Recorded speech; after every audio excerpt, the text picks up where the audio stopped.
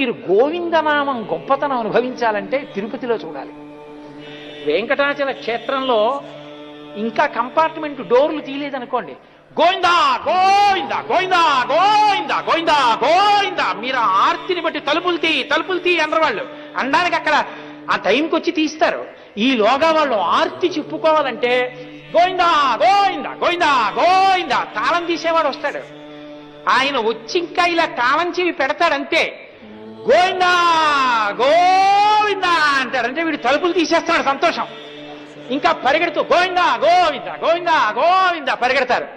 అక్కడికి వెళ్ళి పిల్లల్ని భుజాల మీద పెట్టేసుకుని గోవిందా గోవిందా తీరా దగ్గరికి వెడతారు వెండి వాకిలి దాకా, ఏం మాటలుండవు.